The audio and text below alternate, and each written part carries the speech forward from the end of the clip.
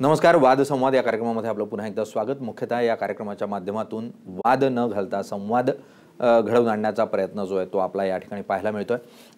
प्रश्नांवर मुख्यतः चर्चा न करता उत्तरावर चर्चा करावी आणि विषय जाणून घ्यावा, लोकांची मतं जाणून घ्यावी, हा उद्देश या कार्यक्रमाचा आहे. आणि या कार्यक्रमामध्ये आपण त्यासाठी म्हणूनच खूप जास्त गेस्टला न बोलवता फक्त 2 पाहुण्यांना बोलवून चर्चा आणि त्या माध्यमातून विषय समजून घेण्याचा प्रयत्न करतो. आज एका विवादित विषयावर आपण संवाद साधण्याचा प्रयत्न करणार आहे, समजून घेण्याचा प्रयत्न करणार आहेत. सेंट्रल शिया वक्फ बोर्डाचे अध्यक्ष वसीम रिझवी यांनी बुधवारी एक अत्यंत विवादास्पद असं वक्तव्य केलं. त्यामध्ये ते प्रियंका गांधींना म्हणाले की प्रियंका गांधी वाड्रा या अत्यंत सुंदर आहेत आणि त्या जर आपल्याकडे आल्या असत्या तर आपण त्यांना राम जन्मभूमी या चित्रपटामध्ये जफर खानच्या सुनेचा रोल दिला असता. इतकंच नाही तर इंदिरा गांधींचं कुटुंब हे मुस्लिम होतं अशा स्वरूपाचा विवादित वक्तव्य जे आहे तेही रिझवींनी केलंय. स्वतः वसीम रिझवी आपल्याबरोबर आहेत. आपण त्यांच्याकडून अशा स्वरूपाची विवादास्पद वक्तव्य ते का करतायत निवडणुकीच्या तोंडावर हे जाणून घेण्याचा प्रयत्न करू. आणि मुख्यतः मुस्लिम हिंदू या पूर्ण राजकीय गणितावरचे अभ्यासक आणि राष्ट्रवादीचे प्रवक्ते आणि वरिष्ठ नेते जितेंद्र आव्हाड आपल्याबरोबर आहेत. आपण त्यांच्याकडून या वक्तव्यांचे काय अर्थ आहेत, का म्हणून नाही केली जात आहेत ते जाणून घेण्याचा प्रयत्न करू. मी सर्वात अगोदर राहतो वसीम रिझवी यांच्याकडे. वसीम रिझवी जी, जिस प्रकार का वक्तव्य आया, आपका क्या कहना है? आपने जानबूझकर इस प्रकार से वक्तव्य कर मीडिया में छाने का प्रयास किया या आप लोकसभा चुनाव से पहले पब्लिसिटी लेना चाह रहे थे? देखिए, मैं तो भगवान राम मंदिर के दर्शन करने गया था वहाँ, और हाँ, आपके मीडिया बंधुओं ने जो हमसे सवाल पूछा उस पर मैंने उस पर कहा कि प्रियंका गांधी अयोध्या आ रही थी, तो मैंने उनसे ये बात कही कि प्रियंका गांधी जो है वो सुंदर है, खूबसूरत है, और अगर वो इस मार्केट में आई है राजनीति में, क्योंकि अभी अभी आई है राजनीति में, अगर कि वो राजनीति की फील्ड में आई है तो अगर पहले हमें आ जाती तो शायद हम उनको अपनी पिक्चर में हीरोइन का रोल जो है उनको प्रपोज करते. तो इसमें कोई ऑब्जेक्शनेबल बात तो हमने नहीं कही, ना ही हमने उनको उनकी कोई बेइज्जती की है या हमने उनका कोई अपमान किया है. किसी को खूबसूरत कह देना अपमान तो है नहीं. अगर खूबसूरत है तो कह दिया तो अच्छी बात है, बुरा क्या इसमें? पर वो राजनीति के मार्केट में आई है, तो राजनीति क्या मार्केट है? आपको लगता है कि राजनीति इन दिनों मार्केट हो गया है? राजनीति एक फील्ड है. राजनीति एक फील्ड है, फिल्म भी एक फील्ड है. तो राजनीति में जो लोग आते हैं वो राजनीति फील्ड में होते हैं, जो फिल्म की फील्ड में आते हैं वो फिल्म की फील्ड में होते हैं.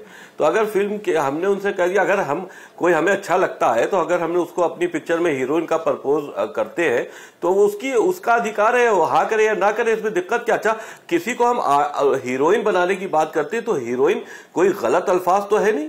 आज हिंदुस्तान के सदन में रेखा भी है, हेमा मालिनी भी है, और भी तमाम हीरोइनें रही हैं, जयाप्रदा जी भी है, तो इतनी जया भाद्री जी भी है, इतनी हीरोइनें ऑलरेडी वहां पर सदन में है. तो इसमें कोई हमने नहीं, पर महिला को क्या आप खूबसूरती पे ही तोलेंगे? अगर कोई महिला खूबसूरत है तो उसको राजनीति में नहीं आना चाहिए? नहीं, बिल्कुल आना चाहिए. क्यों नहीं आना चाहिए? मैंने तो ये कहा कि अगर के आ जाती पहले तो हम उनको अपनी पिक्चर में हीरोइन भी प्रपोज करते. या ये थोड़ी ना था कि रिज़वी जी, आप हीरोइन के साथ साथ पूरे परिवार को मुस्लिम भी ठहरा रहे हैं. ऐसी कौन सी वजह थी कि आपको इस वक्त चुनाव से पहले गांधी परिवार में मुस्लिम समाज नजर आ गया? देखिए, मैंने तो ये बात आज पहली बार नहीं कही है, ये तो मैं कई बार कहता चला आया हूं. ये तो पारसी परिवार है. इंदिरा गांधी के शौहर जो थे वो फिरोज गांधी पारसी थे, राजीव गांधी पारसी हुए. जो नस्ल देखी जाती है वो मर्द से ही देखी जाती है. पारसी थे, और वो पारसी थे तो ये भी पारसी हैं. तो अब आप अगर के आप अपने को पंडित कहते हो तो पंडित आप हो कहाँ? पंडित मतलब आपकी जो मदर है वो क्रिश्चियन है, आपके जो फादर की लाइन है वो पारसी लाइन है. तो अब इसमें चलिए मान लिया कि राजीव गांधी के पिता जो थे वो पारसी थे और इसलिए आप जो है उन्हें मुस्लिम ठहरा रहे हो. पर आज जो मुस्लिम समाज पूरे देश में है वो तो मूलतः हिंदू था, वो तो कन्वर्टेड है. फिर उनको मुस्लिम मानना ही नहीं चाहिए, उनको तो हिंदू कहना चाहिए. आपके पूर्वज भी तो हिंदू रहे होंगे, आप कहां से मुस्लिम हो गए फिर? बिल्कुल. देखिए, हम तो यहां तक कहते हैं कि जो बच्चा पैदा होता है वो हिंदू पैदा होता है. तो ये कौन सी बात हुई? बात ये है कि देखिए, धर्म हिंदू, जब ऊपर से कोई संतान किसी क्या होती है, ईश्वर किसी को संतान देता है, तो वो ना हिंदू होती है ना मुसलमान होती है, धर्म तो यहां बटता है। मैं जितेंद्र आव्हाड जी के पास जाता हूं. जितेंद्र आव्हाड सर, सातत्यानं कुणीतरी राजकीय वक्तव्यांमध्ये अशा स्वरूपामध्ये जात आणतंय, धर्म आणतंय, महिलांची खूबसूरती आणतंय आणि अत्यंत अश्लाघ्य अशा स्वरूपाची टीका जी आहे ती सातत्यानं राजकीय वर्तुळामध्ये पाहायला मिळते. आता रिझवींनी ही टीका करून राजकारण्यांवर चिखलफेक करण्याचा प्रयत्न केलेला आहे, काँग्रेसवर केलाय, राष्ट्रवादीवर केलाय. कसं बघता तुम्ही? मला वाटतं की यातल्या लायकी नसलेल्या माणसांची खरं तर बोलण्यात काय अर्थ नाही. कोण आहे कासम रेसिपी, काय संबंध याचा? आणि खरा मुसलमान म्हणजे त्यांना समजावं म्हणून मी बोलतो, जो मुमीन होता है, जो पैगंबर साहब के ख्यालात पे चलता है, उनके उसूलों पे चलता है, उन्होंने दिखाए हुए रास्ते पे चलता है, वो दूसरे स्त्री के बारे में बात भी नहीं करेगा, दूसरे धर्म के बारे में बात भी नहीं करेगा. ये मुमीन है ही नाही. हे तर असेच पटांग लोक असतात जे स्वतःला वैयक्तिक, याला कधी टीव्हीवर कोणी बोलवलंही नसतं. त्याच्यामुळे असं काहीतरी वक्तव्य करायचं आणि पडद्यावर यायचं, या देशामध्ये राजकारणाची पातळीच खालवत पडली. जेव्हा स्वतः प्रधानमंत्री काहीतरी शराब घेऊन येतात, व्यासपीठावरनं शराब कुणाला बोलणं किंवा कुत्रा, मांजर, डुक्कर असे शब्द वापरणं, इंदिरा ती सपना चौधरी नर्तिका आहे तर ती बरोबर काँग्रेसमध्येच जाय, काय चालू आहे? मला अभिमान आहे आमच्या संस्कृतीचा की आम्ही राजकारण करत असताना आम्ही कधीही मोदी साहेब असोत, कोणी असोत, कधीही व्यक्तिगत जाती धर्मावरनं, रूपावरनं, डिसेलेक्सियावरनं डायलॉग मारलं. असं आहे की कुठल्या आईला तिचा पोरगा जेव्हा मानसिक दृष्ट्या दुर्बल असतो, कमी शिकण्यात जरा कमी हुशार असतो, तिला काय यातना होतात त्या आईच्या हृदयाला विचारा. आता अर्थात जे म्हणजे हे त्यांना समजतच नाही, त्यांना काय अपेक्षा करायचा? आणि हे हिंदू धर्माच्या नावाने राजकारण करणार. हिंदू धर्म हा सर्वात मोठा सहनशील, सहिष्णू धर्म आहे आणि त्याचं हे म्हणणार की आम्ही त्याच्या 7-12 वाटायला निघालेलो, आम्हीच हिंदू आहोत. हे कसले हिंदू? हे विकृत. रिजवी जी, मुख्य तौर पर जिस प्रकार की राजनीति हो रही है वो पब्लिसिटी के लिए है और विकृतता जो है वो नजर आ रही है हर एक के वक्तव्यों में. जब लोकसभा चुनाव चल रहे थे, आपको क्या पड़ी थी इस प्रकार से वक्तव्य कर गांधी परिवार पर लांछन लगाने की? देखिए, जो अभी वक्ता बोल रहे थे उनकी आवाज हम तक नहीं आई कि उन्होंने क्या क्या बोला, क्या नहीं बोला, मुझे नहीं मालूम. लेकिन जो आप सवाल कर रहे हैं मैं उस पर आपको जवाब दे रहा हूं. देखिए, राजनीति का माहौल है, इलेक्शन चल रहा है, राजनीति से जुड़े हुए क्वेश्चंस लोग पूछते हैं, आप जैसे मीडिया के लोग पूछते हैं, तो उसमें कोई इस तरह का अगर हमने, देखिए मैंने कहीं पर भी प्रियंका गांधी को अपमानित नहीं किया है. अगर कि मैंने ये कहा कि वो खूबसूरत है तो जाहिर सी बात है खूबसूरत है. यहां पर किसी महिला की बेइज्जती भी नहीं होती है. खूबसूरत अगर कोई है तो लगता है तो कह दिया गया, तो इसमें कोई उनको बुरा मानने की बात नहीं. अगर हमने उनको कहा कि भाई उनको फिल्म में आ जाना चाहिए तो ये एक मेरा अपनी राय थी, मैंने दे दी. अगर जब वो अपने आप को राजनीति में एक बड़े ओहदे पर ले जा रही है, वो कांग्रेस की जनरल सेक्रेटरी के तौर पर उनको ओहदा मिल चुका है, आप अगर इस प्रकार से वक्तव्य करते हैं तो आप पर सवाल तो उठेंगे ही. आप पर सवाल क्यों नहीं उठेंगे? नहीं, तुम आपको अगर हम कल कहे कुछ और काम कर लीजिए, जो आप कर रहे हैं उससे कुछ और गलत काम करने को आपको कह दिया जाए जो आप नहीं कर पाएंगे, तो आप क्या कहेंगे उसको? पिक्चर करना कोई गलत काम नहीं है, एक चीज. और दूसरी चीज ये, किसी के विचारों पर अधिकार किसी का नहीं. आप मेरे विचारों पर अधिकार नहीं रखते कि आप जो चाहे वो ही हम बोले. अगर हमको लगता है तो मैंने कह दिया कि भाई उनको हीरोइन बनना चाहिए. मैं जितेंद्र आव्हाड जी के पास जाता हूं. जितेंद्र आव्हाड सर, मुख्यतः एखादी महिला ही राजकारणात येते, ती काँग्रेसची जनरल सेक्रेटरी म्हणून समोर येताना आपल्याला पाहायला मिळते आणि तिला मग अचानकपणे तुम्ही चित्रपटात या, चित्रपटात तुम्हाला जास्त संधी मिळू शकते, जफर खानच्या सुनेचा रोल तुम्हाला दिला जाऊ शकतो. अशा स्वरूपाची वक्तव्य करून मुख्यतः हिंदू आणि मुस्लिम मतांचं विभाजन करून मत मिळवण्याचा हा प्रयत्न दिसतो का? म्हणजे अर्थात एवढा हिंदूही मूर्ख नाही आणि मुसलमानही मूर्ख नाही. असल्या मूर्खांच्या नादी लागायला हे मुद्दामून स्वतःच महत्व किंवा स्वतःला चर्चेत ठेवण्यासाठी केलेली वक्तव्य असतात. आता मी त्या अवधूत वाघांचं स्टेटमेंट बघितलं, लावारिस. तर लावारिसचा अर्थ काय होतो? तुम्ही शेतकऱ्यांच्या पोरांना बोलता काय? त्यांना तुम्ही अनाथ म्हणू शकता की ते अनाथ आहेत. आणि अनाथ माणसाला त्याच्या डोक्यावर हात ठेवणं ही महाराष्ट्राची संस्कृती आहे. त्याला आशीर्वाद रूपाने त्याच्या डोक्यावरनं हात ठेवणं, त्याच्या पाठीवरनं हात फिरवणं ही आमची संस्कृती आहे. त्याला बेवारस लावारिस बास्टर्ड आपण म्हणत नाही. पण आता कसं आहे की सत्तेची मगरुरी इतकी झालेली आहे की काही बोललं तर काय होणार आहे. आता ही जे समोर माणसं बसली आहेत ते सरळ सांगतात हा माझा अधिकार आहे, मी काही बोलेन, तुम्ही माझ्या अधिकारांवर येऊ शकत नाही, माझे विचार आहेत.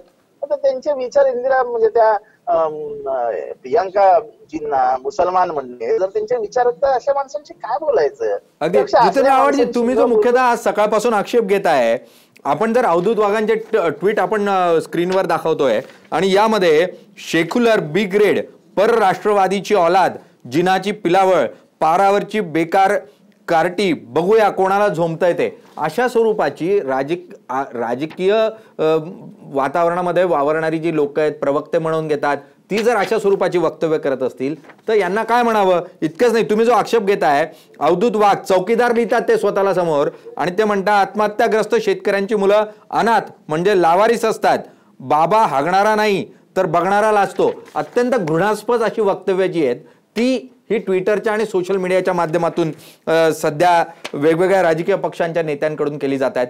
सकाळी जितेंद्र आव्हाडजी तुम्ही यावर आक्षेप घेतला होता, कशा स्वरूपाचा आक्षेप होता?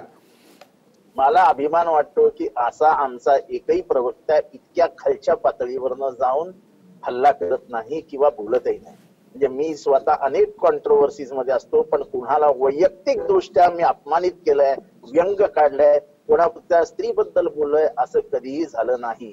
मला माहित नाही आता जे काही जण आम्ही बोलल्यानंतर फार अगदी हेडलाईन 24 तास दाखवतात ते कुठे लपतात हे असं बोलल्यानंतर.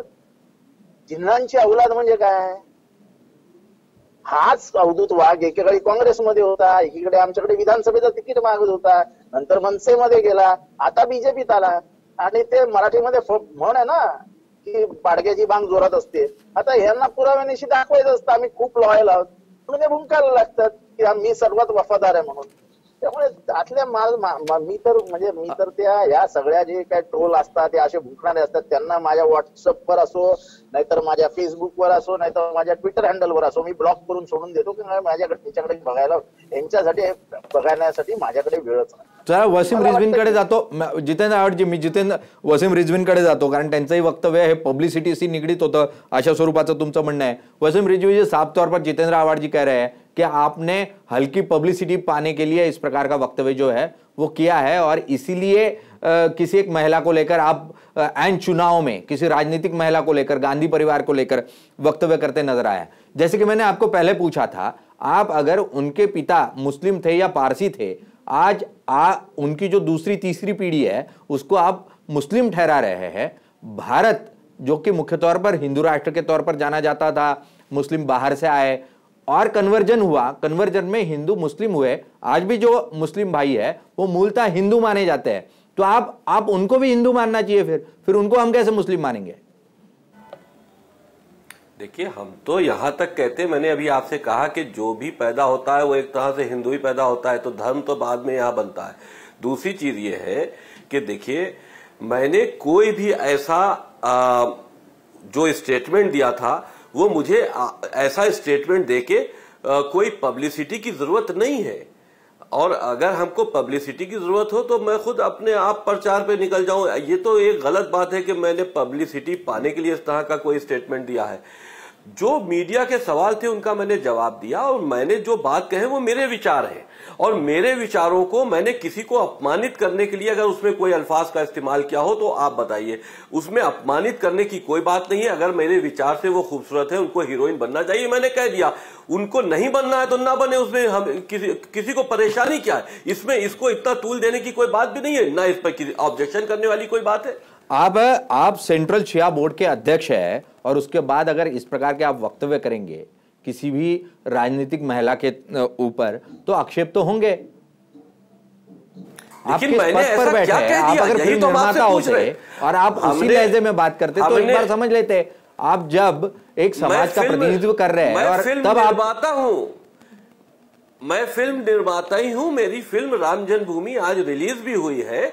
मैं एक फिल्म निर्माता की हैसियत से मैंने ये बात कही थी कि मैं उनको हीरोइन का रोल देता। चलिए, आप मानते हैं वसीम रिजवी जी कि आपका कोई हेतु नहीं था कि आप सीधे सीधे प्रियंका गांधी को गलत ठहराए या मुस्लिम ठहराए, आप बस उनकी खूबसूरती की तारीफ कर रहे थे, उसके अलावा आपके मन में कुछ नहीं था। ये जो आपका कहना है, पर इस वक्त ये इस प्रकार का वक्तव्य करना सही नहीं था, ये तो हमें मानना ही होगा। आज की चर्चा में आप आणि जितेंद्र आव्हाड सर तुम्ही सहभागी झाला, त्यासाठी खूप खूप धन्यवाद। बघत रहा साम टीव्ही।